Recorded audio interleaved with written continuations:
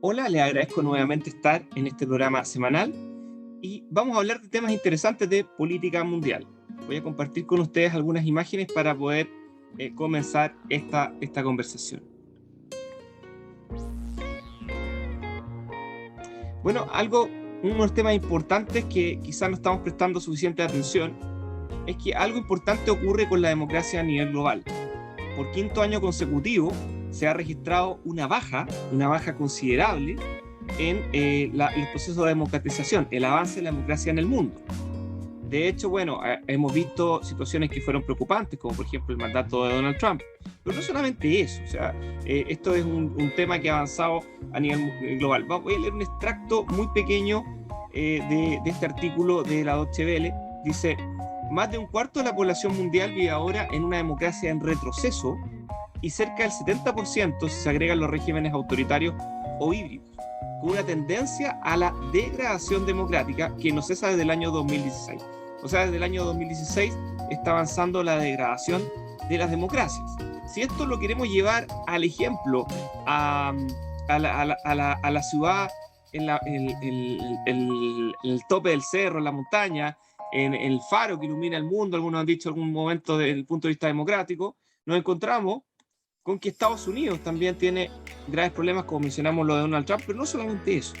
De hecho, Thomas Homer Dixon, politólogo canadiense, dice que hay un gran peligro de retroceso de la democracia, incluso una derivada autoritaria que está a puertas, considerando que de aquí al año 2025, 2030, podríamos encontrar un régimen autoritario en los Estados Unidos, lo cual evidentemente es muy grave. Muchas cosas dependen de la elección de medio mandato que se producirá prontamente, evidentemente, pero son algunos de los plazos posibles que propone este autor. Dice: para 2025 la democracia norteamericana podría colapsar, causando una inestabilidad interna extrema junto con una extendida violencia civil, y para el año 2030, si no es antes, el país podría ser gobernado por una dictadura derechista. Esto es lo que señala este autor, y obviamente coloca algunos puntos interesantes que refuerzan esta idea, como lo que ocurrió con Donald Trump, este episodio del asalto al Capitolio, ¿no es cierto?, cuando desconoció el resultado de la elección. En fin, hay una serie de situaciones que de alguna manera corroboran este mal pronóstico que encuentra este autor. La derecha y la izquierda están aisladas y se desprecian, continúa diciendo, cada vez más la una a la otra. Ambas creen estar en un momento clave y que la otra destruirá el país que ama, ¿no es cierto?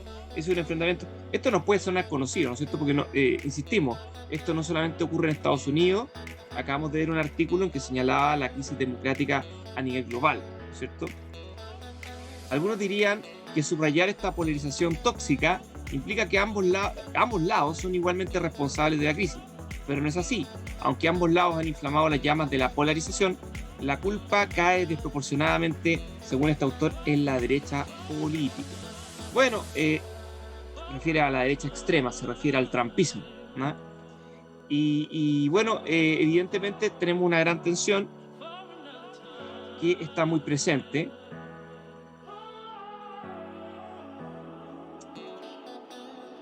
Más adelante uno podría decir que este autor recoge la idea de que el culto a Trump se presenta a sí mismo como un único partido patriota capaz de defender los valores norteamericanos y su historia. ¿Les suena parecido esto? De que una persona, de alguna manera un hombre, finalmente un hombre fuerte, pero también podría ser una mujer fuerte, pero finalmente un hombre fuerte, está encarnando los principios y valores de una sociedad y todos se ordenan tras él. Es complejo, evidentemente eso... esas visiones extremas tienen rasgos fascistas, lo cual es complejo, ¿no es cierto? Y dice, capaz de defender los valores norteamericanos y su historia, refiriéndose a Trump nuevamente, contra los traicioneros demócratas con sus élites cosmopolitas y minorías. Y esto es interesante remarcar, porque no es, y aquí quiero volver al punto que él habla de las derechas, pero también las izquierdas están en la misma discusión. Porque justamente Podemos en España, que actualmente que se denomina Unidas Podemos, por esta idea del género, ¿ya?, señala también que ellos no quieren ser reconocidos y autodenominados como de izquierdas, aunque evidentemente lo son.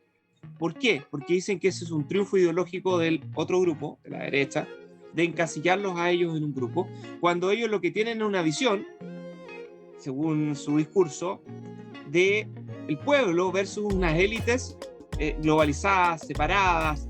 Incluso fue bien extraño, no sé si ustedes lo han notado, pero a lo largo de los años, este grupo Podemos salió de esta visión que ustedes saben que las izquierdas son internacionalistas, ¿no es cierto? Un tema que vamos a abordar después. En la Unión Soviética, en su momento, en su época, buscaba expandir a nivel global el comunismo, porque el comunismo es internacionalista. La idea es destruir el Estado finalmente, ¿no es cierto? Pasar por la dictadura del proletariado para luego eliminar y llegar al comunismo, que es sin Estado, ¿no es cierto?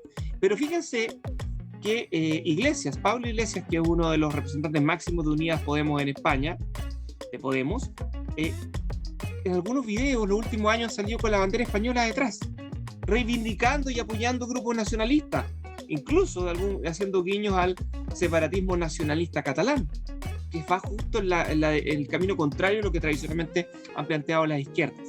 Aquí es lo que voy con esto, que el nacionalismo y estas figuras, de alguna manera, y también estas figuras mesiánicas también, ambos factores están presentes fuertemente en las izquierdas. Y este discurso de las élites, estas minorías que son globales, que son cosmopolitas, que están alejadas de la realidad, es un discurso tanto de derechas, en el caso de derechas extremas, en el caso del trumpismo, como de la izquierda radical, que también lo mismo promueve desde el punto de vista de Unidas Podemos, de Pablo Iglesias, por ejemplo, de Íñigo Errejón también. Entonces, ¿a qué es lo que voy con esto? Que en ambos extremos se está buscando, de alguna manera, polarizar, o si se quiere, están inmersos en este mundo de la globalización, con las redes sociales, etcétera, etcétera, que ha provocado que se extremen las posturas y de algún modo u otro nos ubiquemos en pequeñas tribus, ni siquiera, pero de alguna manera nos radicalicemos y no haya pocos vasos comunicantes, poca conversación, poco centro político. Y eso evidentemente es muy complicado y puede derivar, como señala este autor, en el caso norteamericano, en una dictadura de izquierdas, de derechas, pero con los mismos fundamentos, la misma lógica de polarización política, esta lucha hombre común, pueblo, y digo hombre porque en Estados Unidos es la idea del hombre blanco que está siendo despreciado, etcétera, por estas minorías que no representan a nadie, etcétera, ese discurso tan de odio, podríamos decir, hacia grupos, considerando que desprecian a una mayoría, que no se ve representada por sus autoridades. Ese discurso calza perfecto también con las izquierdas extremas. Y podríamos decir que eso es lo que en un momento determinado instaló a Maduro en el poder, y antes de él a Chávez, y mantiene a Maduro, y ese discurso de élite, cosmopolitas, minorías que nos dominan, etcétera, está presente también en el discurso de la izquierda extrema, como decíamos, de Unidas Podemos en España. Y bueno, de algún modo u otro está siendo siempre la excusa de que quieren imponer una visión única y de alguna manera disolver la sociedad plural, democrática, que es lo que vimos en el artículo anterior, que está en peligro a nivel global. No son derechas o izquierdas, son ambos extremos, ambas visiones extremas, cerriles, que no generan vasos comunicantes, que no permiten desarrollar un pluralismo sano, las que nos han llevado a estas dificultades en diferentes lugares del mundo. No solamente Estados Unidos lo vivió con Trump y todavía lo vive con un gobierno débil, muy criticado. Es muy probable que luego estas elecciones de medio término, que se van a producir prontamente, lo que vaya a ocurrir es que Biden quede con una minoría en el Congreso, que gobierne con minoría, lo que obviamente abriría las puertas para un futuro gobierno, porque imagínense, se bloquearían las reformas legislativas, el gobierno quizás no le iría tan bien, y con eso, ¿quién lograría, a llegar agua a su molino? Evidentemente, ¿quién podría acusar el desastre de gobierno de Biden? ¿Quién sería? Donald Trump, quien podría llegar al poder nuevamente, y se produciría, según este autor, Trump no sería por así decirlo, el sepulturero definitivo de la democracia norteamericana, en esta deriva autoritaria que se podría producir. No sería él, pero él sería el que sembraría, el que crearía el camino para que luego viniera otro que finalmente instalara un gobierno derechamente autoritario, quizás con rasgos dictatoriales o derechamente una dictadura. Ese sería el primer tema que quería tomar. Y después otro que está conectado. Siempre se ha dicho que la política norteamericana interna está muy ligada al mundo, ¿cierto? Y la crisis en Ucrania, evidentemente, va a ser una prueba de fuego para lo que está ocurriendo en el gobierno de Biden. Un fracaso ahí, evidentemente, golpearía fuertemente su credibilidad, sobre todo que él es una persona que ha desarrollado gran parte de su carrera mirándose al mundo, ¿ya? Él no es, podríamos decir que él sí tiene una visión cosmopolita, ¿ah? Una visión global, ¿no es cierto? Eso. Podríamos decir que él busca fortalecer las instituciones internacionales, cree que Estados Unidos tiene que jugar un rol en la paz mundial, lo cual uno puede mirar positivamente o negativamente, siempre esto tiene dos caras, pero evidentemente un fracaso ahí lo perjudicaría mucho. Y quisiera retroceder muchísimo en el tiempo para que veamos algunas claves de lo que podría ser un éxito o un fracaso de dicho gobierno. Hace muchos años atrás, estamos hablando del año 1946, está este autor George Kennan, que en ese momento voy a usar otra, tengo otra más, aquí está George Kennan, quien el año 1946, como analista perteneciente a el cuerpo diplomático asentado en Moscú, envía un telegrama de 8.000 palabras, o el telegrama largo también conocido, al secretario de Estado, que sería como el canciller, el ministro de Relaciones Exteriores de Estados Unidos. Y ahí le informa que cualquier intento de buscar un plano de un desarrollo pacífico, colaborativo, etcétera, con la Unión Soviética no era posible, y dio las claves de lo que posteriormente sería la doctrina norteamericana de la contención, de contener. Habían dos elementos, simplificando mucho el asunto, que eran clave en esto. Uno, la ideología comunista, que evidentemente tiene un rasgo expansionista, internacionalista, derribador de fronteras, esa es la idea.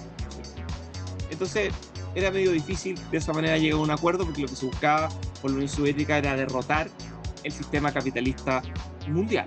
Ese era un aspecto. Y para el otro aspecto, creo que es importante, acá es importante señalar, si ustedes se fijan en este mapa y uno mira lo que es actualmente la Federación Rusa y observa Europa, uno ve que no hay ni grandes ríos, ni cadenas montañosas que dividan o que protejan, así como por ejemplo nosotros decimos, nosotros estamos enmarcados en el caso de Chile entre la cordillera de los Andes y el océano, y de alguna manera tenemos una protección natural, un aislamiento natural. Rusia no. Y si vemos los kilómetros y kilómetros, también nos damos cuenta que es un borde que es muy difícil de custodiar. Entonces, desde esa perspectiva, ya una perspectiva física, hay un condicionamiento muy fuerte. ¿Por qué? Porque hay un temor natural a ser invadidos, ¿ya? Y esto siempre ha existido, siempre lo han arrastrado, digamos, durante siglos.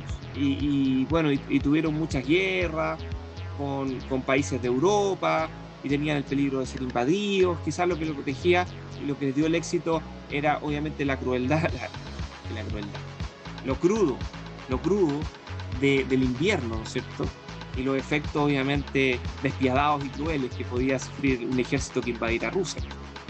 Eso es evidente, pero aún así siempre existía el peligro y es un miedo connatural. Entonces Kennan también decía eso, que de alguna manera siempre han tenido un miedo al exterior, un miedo al mundo. Entonces, si unimos ese miedo con la ideología en esa época comunista, encontrábamos el cóctel perfecto. Ahora, ¿qué es lo que tenemos en Rusia? En Rusia tenemos un líder autoritario, si se quiere un dictador, que es Vladimir Putin, que tiene siempre el tema de la guerra. De alguna manera estamos pensando que desde el año 2014 por lo menos, que Rusia tiene serios problemas económicos. Entonces, la única manera de que se ha logrado firmar el poder, aparte obviamente del uso de la fuerza, represión de los enemigos internos a través de detenciones ilegales, una serie de conductas obviamente reñidas con los principios del Estado de Derecho y el respeto de las libertades mínimas, los derechos humanos, pero se ha mantenido con eso. Y lo otro es hablándole al público que está siendo atacado, de que de algún modo se tiene que defender del mundo, y de que al fondo él es aquel, entre comillas, macho alfa que lo hace. Y eso lo refuerzo con algunas imágenes. Si ustedes han visto algunos años atrás y todavía sube videos haciendo deporte, con poleras deportivas, incluso a torso desnudo, cabalgando, imágenes. Ustedes saben ese culto que ha tratado de alguna manera transmitir, y tiene esa imagen fuerte, podríamos decir, de un líder que lo es desde un punto de vista físico, pero también psicológico. Es una especie de, en el fondo es un monarca sin poder, ¿ah? Y con todas las características que de alguna manera genera esta adhesión mesiánica hacia él. Entonces se ha buscado eso. Y por otro lado, esto juega con el miedo natural, y podríamos mezclarlo con algo que tiene un poco de realidad y un poco de mito. Ustedes saben cómo es el tema de la historia. Si hablamos de la historia, en estos casos, sobre todo cuando hay enfrentamientos bélicos con vecinos o situaciones que tienen que ver con el pasado reciente, y eso lo hemos visto en muchos contextos, el concepto que nos conviene más tomar es el concepto de la historia del tiempo presente o la memoria. ¿Y qué es eso? Tomar elementos del pasado, los que se quieran, los que gusten, es muy parecido a la ideología, llevarlos al presente y crear un relato. Crear un relato, y si ese relato gana, se hace triunfador, se vuelve lo que se llama la memoria oficial de un pueblo, y entonces, ¿qué es lo que dice Rusia? Que Ucrania, llevándolo al tema, que Ucrania siempre ha sido parte de Rusia. Incluso es más, que Kiev era su capital histórica, que Moscú vino después. Entonces, frente a todo esto, y con este miedo natural, por eso es muy bueno ver el mapa, de que pueden ser atacados, y este líder autócrata que requiere, para sostenerse en el poder dentro de ciertos elementos, el enemigo siempre presente, un culto a su ego, un culto a sí mismo, un gobierno muy egótico. Bueno, están todos los elementos para mantener una tensión permanente. No quizá una guerra, ojo con eso, pero sí una tensión permanente. Y aquí también se juega el destino Biden, si le va bien o le va mal en esta tensión, si logra mantener la paz y los términos. O Rusia, recordemos que Rusia tiene más de 100.000 militares cerca de la frontera, 50 kilómetros de la frontera, haciendo ejercicios militares, disparos, bombas, etcétera, 50 kilómetros de Ucrania, estacionados ahí en esa zona. Y en algunos casos lo hace el país que se ve ahí muy chiquitito, no sé si lo logro agrandar ahí. Ahí se achicó. Se fue una vez. Bielorrusia, ahí dice Belarus. Bielorrusia también está en la frontera norte a Ucrania y le permite libre acceso. Y ya declaró el mandatario bielorruso que en caso de que haya guerra con Rusia, ellos se pliegan a Rusia para entrar en esa guerra, ¿ya? Y ahora, porque otro elemento que sí es cierto que pone condimento en esta conversación, este siguiente mapa. No es este, es este. Si antes la llamada cortina de hierro que dividía Europa está más o menos en el centro de este mapa, ahora nos damos cuenta que países como Polonia, está ahí a puertas, lo mismo que Lituania, Estonia, Letonia, que están ahí cerquita de Rusia, eran parte del Pacto de Varsovia, eran socios de Rusia, y ahora están en la OTAN, que no es ni más ni menos que un acuerdo militar de defensa común. O sea, invaden a uno y todos los otros lo defienden. Legítima defensa colectiva, que está establecida en la Carta de las Naciones Unidas, ¿no es cierto? Entonces, nos damos cuenta que es complejo para Rusia, si lo vemos desde su psicología, que siempre han tenido miedo, como por siglos, no de ahora, tras ser invadido, y además esta idea de Putin de buscar un enemigo común para dar fuerza a su política interna y la cohesión necesaria para mantenerse en el poder, evidentemente esto le facilita mucho. Y Ucrania, y esto está en el origen del conflicto actual, Ucrania ha jugado en los últimos años con fuego con dos cosas. Por un lado, con entrar a la Unión Europea a través de más que entrar directamente, de un acuerdo de asociación con la Unión Europea, lo cual lo acerca políticamente a Europa, un enemigo potencial de Rusia, siempre escepticismo y distancia, porque ellos sienten que Ucrania es parte de su patio trasero, si es que no parte de su misma identidad, como lo conversamos un rato. Y por otro lado, Ucrania ahora se ha acercado a la OTAN. Entonces, si evidentemente aquí agregásemos, veamos el mapa, agregásemos aquí el mapa, si se dan cuenta está Bielorrusia aquí arriba, o Polonia. Miren cómo penetra en territorio ruso Ucrania. ¿Ah? Ahí está el norte, Bielorrusia, que es un socio estratégico, y al lado ya está derechamente Rusia, al norte de Ucrania. ¿Para qué hablar de este pedacito que está aquí abajo, que probablemente no lo vean mucho, pero Ucrania, hacia abajo, hacia el sur, está Crimea. Aparece ahí generosamente en este mapa con color, del mismo color de Ucrania, pero ya está bajo control ruso desde el año 2014. ¿Ah? Y eso fue a través de una invasión militar. Entonces así nos damos cuenta, evidentemente, que y hay muchos motivos. El motivo principal era de que Ucrania estaba prácticamente ingresando a Europa a través de este acuerdo de asociación, y por otro lado Rusia tiene sus intereses en Crimea y en Sebastopol, y que por el estacionamiento de su armada, ¿cierto? Estamos pensando que Rusia hacia el norte tiene aguas gélidas, entonces ese era el lugar donde estacionaba su flota, y de hecho la estaciona hasta el día de hoy buena parte de su flota, de su armada.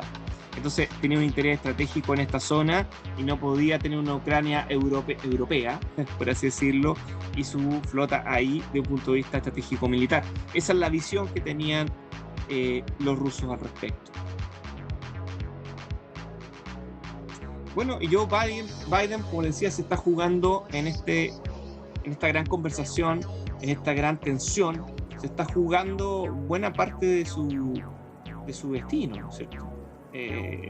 Creo yo, porque una derrota fuerte va a asegurar, es muy probable que haya un triunfo del republicano, como dijimos, en las elecciones de medio término, y complicaría mucho la elección de un más que octogenario en esa época, Joe Biden, debilitado si tuviese un revés diplomático / militar con Rusia, con Donald Trump.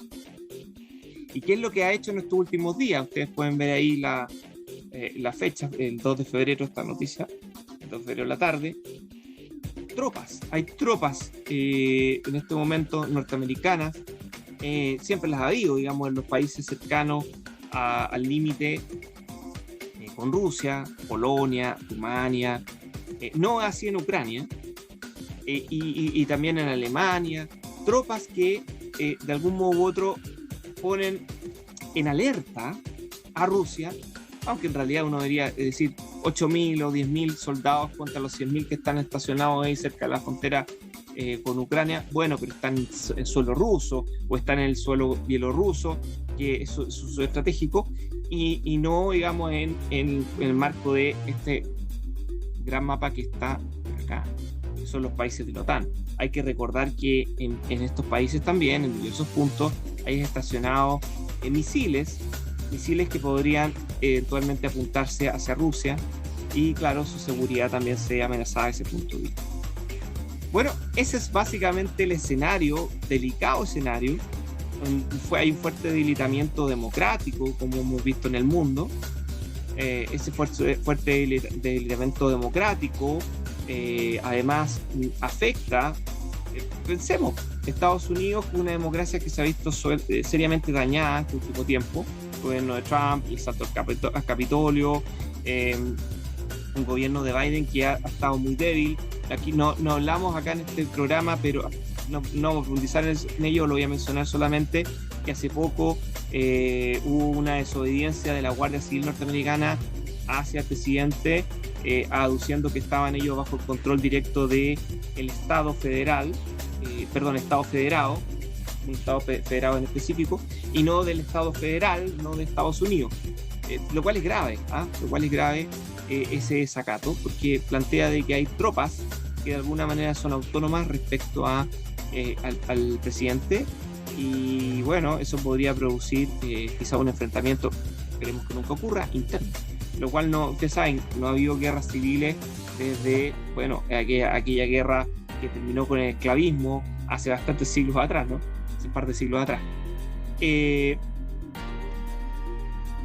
lo otro también que conversamos hoy día, y que es muy serio, evidentemente esta gran tensión que existe entre Estados Unidos, Europa y Rusia. Hay tantas cosas que quisiera hablar sobre esto, pero evidentemente lo que me preocupa es lo que ustedes piensan.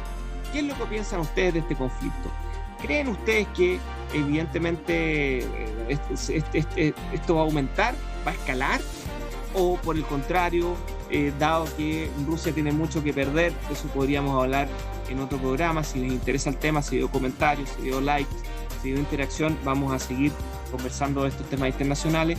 ¿Ustedes consideran que Rusia va a iniciar una invasión a Ucrania, o por el contrario esta tensión que se mantiene más o menos igual desde el año 2014, con vaivenes por supuesto, y estos últimos meses se ha activado, va a seguir así el statu quo, esta tensa calma?